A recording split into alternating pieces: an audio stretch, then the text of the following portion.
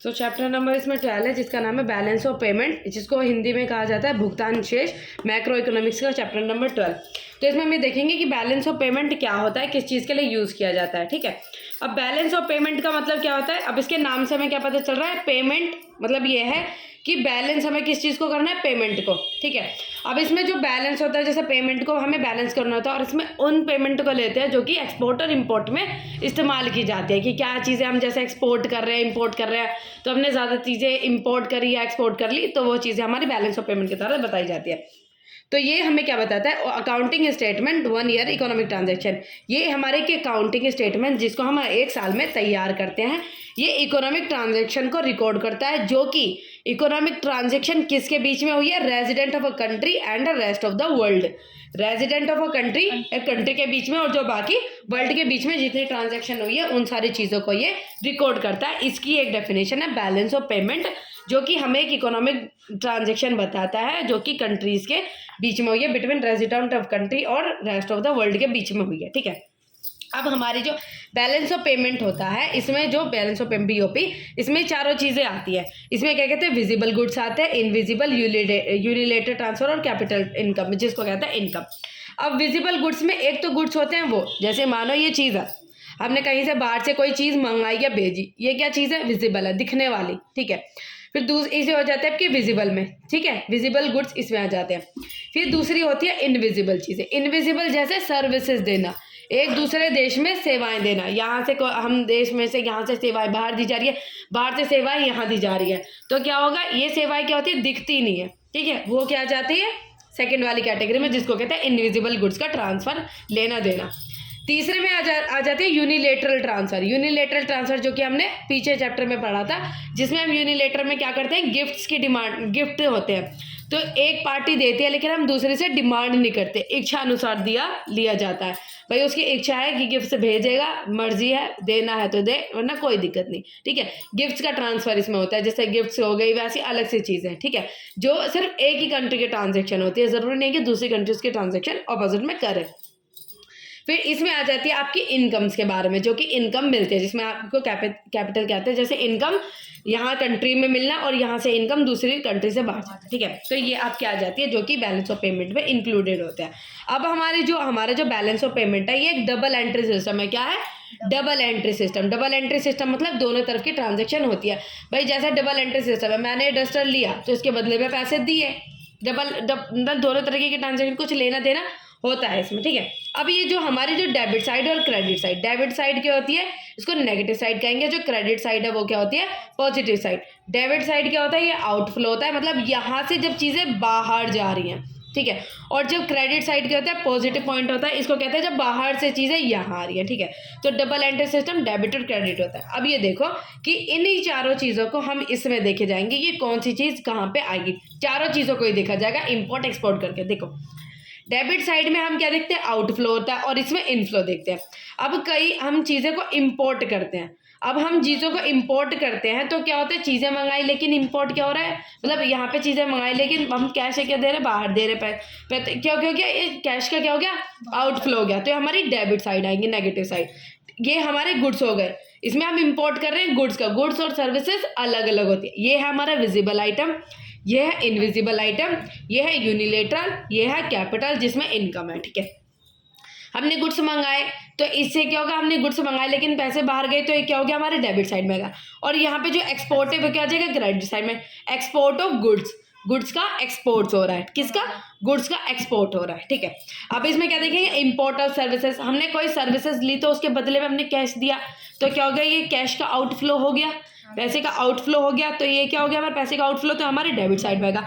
ऐसे अपोजिट इसका एक्सपोर्ट, जब हम क्या करेंगे, बाहर सर्विसेज देंगे तो बाहर से हमें करेंसी मिलेगी, तो ये क्या हो गया, एक्सपोर्ट ऑफ सर्विसेज हमारे क्रेडिट साइड आएगा। तीसरा क्या है हमारा, unilateral transfer. Unilateral transfer to abroad, इसमें क्या आ जाएगा, टू अब्रॉड। जब हम यहाँ से कोई चीज़ें जैसे गिफ्ट्स वगैरह कोई भी चीज़ यहाँ से भेजेंगे तो वो बाहर जाएगी, तो यहाँ से तो चीज़ गई ना, तो ये हमारे डेबिट साइड आ जाएगी। जब यूनिलेटरल ट्रांसफर फ्रॉम अब्रॉड, जब हमको वहाँ से मिलेगा तो ये हमारी क्रेडिट साइड आ जाएगी। फिर आते हैं इनकम, जब हमारी इनकम पेड, जैसे कोई भी बाहर की कंट्री का कोई यहाँ पर काम कर रहा है तो हम उसको इनकम पे करते हैं, तो हमने जब इनकम पे की तो वो गई ना बाहर, आउटफ्लो हो गया, तो क्रेडिट साइड वो डेबिट साइड, फिर जब हम कहते हैं इनकम, भाई यहाँ की कहीं बाहर करा तो इनकम रिसीव्ड हुई तो वो हमारा क्रेडिट आ जाएगा। तो ये चारों चीज़ें इसमें इंक्लूड होती है, ठीक है। फिर अब इसमें क्या देखेंगे, इन चारों चीज़ों को जिसमें हम क्या लेते हैं, विजिबल गुड्स लेते हैं, इनविजिबल गुड्स लेते हैं, यूनिलेटरल ट्रांसफर लेते हैं और कैपिटल जिसको इनकम कहते हैं, इन चारों को मिला के हम क्या कहते हैं, करंट अकाउंट बनाते हैं। क्या बनाते हैं, करंट अकाउंट। तो करंट अकाउंट क्या होता है, करंट अकाउंट में चारों चीजें हो जाती है। करंट अकाउंट में देखते हैं inflow and outflow of the visible goods, invisible goods, unilateral transfer और कैपिटल्स मतलब इनकम। इन चारों चीजों को देखेंगे तो हमारा क्या आ जाएगा, ये करंट अकाउंट निकल कर आ जाएगा, ठीक है। तो अभी हमने देखा था कि जो डेबिट साइड और क्रेडिट साइड कौन कौन सी चीज़ें इंक्लूड की जाती है। तो उसमें विजिबल, इनविजिबल, यूनिलेटरल, ये तीनों चीज़ें इंपॉर्टेंट है। और जो आपका एक थर्ड आ जाता है जिसको कैपिटल है, जिसमें हम इनकम्स डालते हैं, ठीक है। फिर आ जाता है डेबिट क्रेडिट साइड। अब इसमें देखेंगे कैपिटल पेमेंट और कैपिटल रिसीव्ड। कैपिटल पेमेंट और कैपिटल रिसीव्ड, जो पेमेंट मतलब जो हमने पे किया और जो रिसीव्ड मिली, ठीक है। अब जो ये डेबिट साइड आ जाता है और ये क्रेडिट साइड आ जाता है। अब जो कैपिटल पेमेंट है इसमें दो चीज़ें आती है। एक तो जो क्या कहते हैं लैंडिंग आती है, बोरोइंग, और या फिर क्या कहते हैं इन्वेस्टमेंट। जब हम लैंडिंग टू अब्रॉड, जब किसी को बाहर लोन वगैरह देते हैं, ठीक है, तो ये क्या हो जाएगी, आपकी डेबिट साइड आ जाएगी, पेमेंट गई, ठीक है, जब लोन्स वगैरह दिए। और दूसरा इसमें क्या और हाँ रुक जाओ, इसी में क्या आ जाता है, बोरोइंग्स। क्या हो जाती है, बोरोइंग्स। यहाँ पे हमने क्या किया, लैंडिंग मतलब लोन्स दिया और हमने ये बाहर से बोरो किया तो कैपिटल आया, तो ये क्रेडिट साइड हो जाएगा। अब इसमें देखेंगे इन्वेस्टमेंट टू अब्रॉड। जब हम कोई भी बाहर की तरफ, बाहर कंट्रीज में इन्वेस्ट करते हैं तो ये क्या आ जाएगा, कैपिटल मतलब कैपिटल पेमेंट डेबिट साइड आ जाएगा। और जब इन्वेस्टमेंट फ्रॉम अब्रॉड, जब बाहर से कंट्री से इन्वेस्टमेंट आएगी, इन्वेस्टमेंट फ्रॉम अब्रॉड, तो ये क्या आ जाएगी, आपकी क्रेडिट साइड आ जाएगी, ठीक है। अब ये देखो, अब हमने उन चारों चीज़ों को मिलाया तो वो क्या बना, करंट अकाउंट बना, चालू खाता है ना, हाँ। चालू खाता बना। अब ये देखो, उन चारों को मिलाया तो चालू खाता बना, जिसको कहता है करंट अकाउंट बना। लेकिन इसको इस एक को दिखाया जिसको कहता है कैपिटल पेमेंट और कैपिटल रिसीव्ड को देखा, तो ये हमारा क्या बना, कैपिटल अकाउंट, जिसको कहते हैं पूंजी खाता, ठीक है। तो अब हम ये अगर डेफिनेशन आ जाए कि करंट अकाउंट में क्या चीज़ें होंगी, तो वो चारों चीज़ें होंगी। और कैपिटल अकाउंट में हमारी ये चीज़ें होंगी जिसको कहते हैं कैपिटल रिसीट और कैपिटल पेमेंट। और इसके दो पार्ट होंगे, दो कंपोनेंट्स होंगे, जिसका कहते हैं लैंडिंग या फिर बोरोइंग, या फिर और फिर दूसरा है इन्वेस्टमेंट। लैंडिंग और बोरोइंग मतलब है, लैंडिंग का मतलब है हमने लोन दिया, बोरोइंग का मतलब आया, और इसमें हो जाती है इन्वेस्टमेंट जो हमें मिलती है। और आपको ये बता दें कि लैंडिंग डेबिट साइड और ये credit side, borrowings credit side, और जो इन्वेस्टमेंट टू अब्रॉड ये डेबिट साइड, और जो इन्वेस्टमेंट फ्रॉम अब्रॉड किया जाएगा क्रेडिट साइड, ठीक है। अब हम इसमें देखेंगे जो बैलेंस ऑफ ट्रेड है, बैलेंस ऑफ ट्रेड क्या होता है। अब इसमें हो जाता है record only visible goods on outflow और इनफ्लो। हमने देखा था जब बैलेंस ऑफ पेमेंट में क्या हुआ था, बैलेंस ऑफ पेमेंट एक बड़ा कॉन्सेप्ट है, उसमें हमने चारों चीज़ों के इंपोर्ट और एक्सपोर्ट को देखा था और चारों चीज़ों की ट्रांजैक्शन को देखा था, जिसमें विजिबल, इनविजिबल, यूनिलेटरल और कैपिटल आ जाता है, ठीक है। लेकिन हमने बैलेंस ऑफ ट्रेड में क्या देखेंगे, सिर्फ विजिबल गुड्स का आउटफ्लो और इनफ्लो देखेंगे।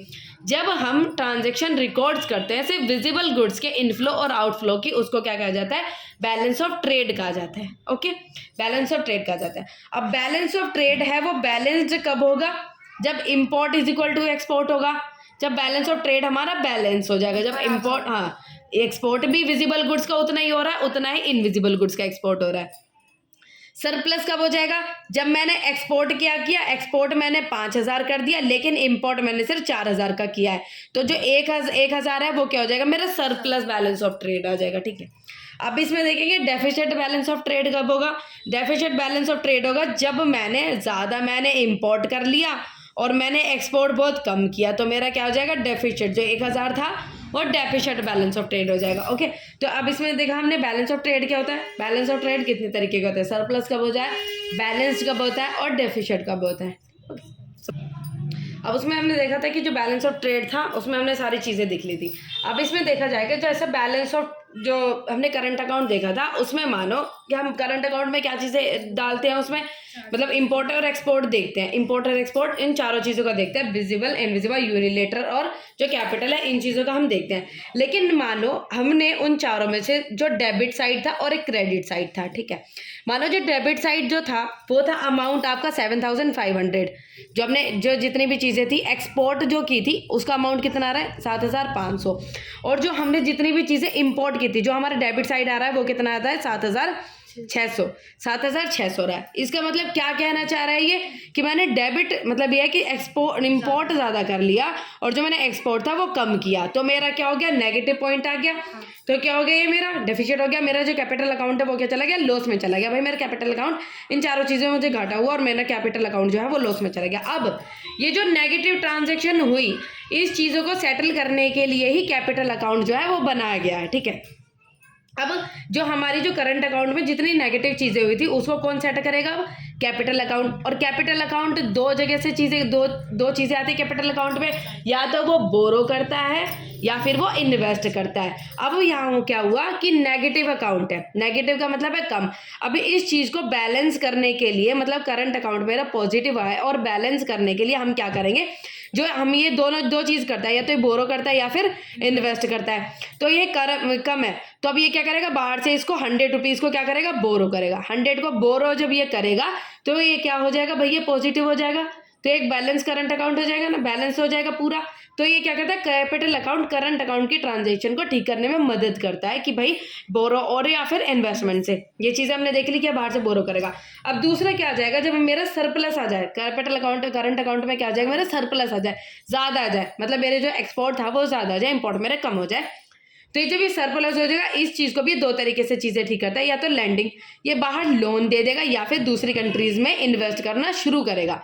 दूसरी कंट्रीज़ में इन्वेस्ट कर देगा तो यहाँ से जो है बैलेंस हो जाएगा सब, और नॉर्मल हो जाएगा बैलेंस, करंट अकाउंट बैलेंस होएगा। तो हमने यहाँ से क्या सीखा, जो करंट अकाउंट में कोई भी चीज़ है बैलेंस या फिर मतलब नेगेटिव पॉजिटिव ज़्यादा ऊपर नीचे हो जाती है, डेफिसिट सरप्लस हो जाती है, तो उसको जो कैपिटल अकाउंट है जिसको कहते हैं पूंजी खाता है, उसको बैलेंस करने में मदद करता है। जब वो कम हो जाती है तो बाहर से ये बोरो कर लेता है, मतलब बोरो कर लेता है या फिर इन्वेस्टमेंट करवाता है, या फिर अगर ये जब ये ज़्यादा हो जाती है, जब ये कम हो जाती है सॉरी, जब ये ज़्यादा हो जाती है तो ये क्या करता है, बाहर या तो लैंडिंग कर देता है या फिर इन्वेस्टमेंट कर देता है दूसरी कंट्रीज में। तो ये हमने चीज़ें देख ली। अब तीसरी क्या आ जाती है हमारी, reserve bank of India. Reserve bank of India को हमने प्रीवियस चैप्टर में पढ़ा था, इसको कहते हैं custodian of the foreign reserve. ये फॉरेन रिजर्व जितना होता है किसके पास रखा रहता है हमारे, आरबीआई के पास जो है चीजें रखी रहती है। ठीक है, अब ये जब करंट अकाउंट में नेगेटिव चीजें आती है, एक तो हम कैपिटल अकाउंट के द्वारा इसको सुलझा सकते हैं। अब करंट अकाउंट में जब ये नेगेटिव है तो आरबीआई किस तरीके से मदद करता है, आरबीआई के पास क्या होता है, इसमें डॉलर्स वगैरह फॉरेन एक्सचेंज क्या होता है इसमें रखे रहते हैं। ठीक है, अब जब ये नेगेटिव हो गया तो ये क्या होता है, विड्रॉ हो जाते हैं from reserve bank of India से। ये जो फॉरेन एक्सचेंज रिजर्व रखा जाता है, रिजर्व जो रखा हुआ था, फॉरेन रिजर्व जो रखा था, यहाँ से हम अमाउंट को क्या करेंगे, विड्रॉ कर लेंगे। ठीक है, तो नॉर्मल कंडीशन ठीक हो जाएगी। ओके, फिर वो दूसरी कंडीशन क्या, जब ये ज़्यादा हो जाता है तो हम क्या करते हैं, इसके अंदर जो है वो डिपॉजिट कर देते हैं। जब सरप्लस करंट अकाउंट हो जाता है, ज़्यादातर करंट अकाउंट हो जाता है, उसमें अमाउंट ज़्यादा हो जाता है, तो इसको बैलेंस करने की कोशिश करते हैं। तो कैसे करेंगे, इसमें ज़्यादा फॉरेन रिजर्व था, जो फॉरेन एक्सचेंज हमको आया था तो इसमें डिपॉजिट कर देंगे, तो वो बैलेंस हो जाएगा। जब कम था तो यहाँ से विड्रॉ किया रिजर्व बैंक ऑफ इंडिया के द्वारा से, जब ज़्यादा था तो इसमें डिपॉजिट किया। ठीक है, अब हमने तीनों चीज़ें देखी, बैलेंस ऑफ ट्रेड देखा, करंट अकाउंट देखा, कैपिटल अकाउंट देखा और बैलेंस ऑफ पेमेंट देखा। बैलेंस ऑफ ट्रेड में क्या होता है, सिर्फ विजिबल गुड्स का लेना देना होता है। बैलेंस ऑफ ट्रेड से बड़ा क्या होता है आपका करंट अकाउंट, क्यों, क्योंकि करंट अकाउंट में चारों चीज़ों का होता है लेना देना। ठीक है, और बैलेंस ऑफ जो करंट अकाउंट से भी बड़ा क्या हो जाता है हमारा, बैलेंस ऑफ पेमेंट होता है। बैलेंस ऑफ पेमेंट में ये सारी चीज़ें आ जाती हैं। बैलेंस ऑफ पेमेंट में वो सारी चीज़ें आती हैं जिसमें आपका करंट अकाउंट, कैपिटल अकाउंट और जो आपका जो एक थर्ड चीज़ आती है रिजर्व बैंक ऑफ इंडिया, सरकार द्वारा चीज़ें हैंडल करती हैं, वो चीज़ें इसमें आ जाती है। तो जो बैलेंस ऑफ पेमेंट है उससे भी बड़ा होता है। तो ये तीनों चीज़ें देखी तो चैप्टर यहीं कंप्लीट होता है। ठीक है।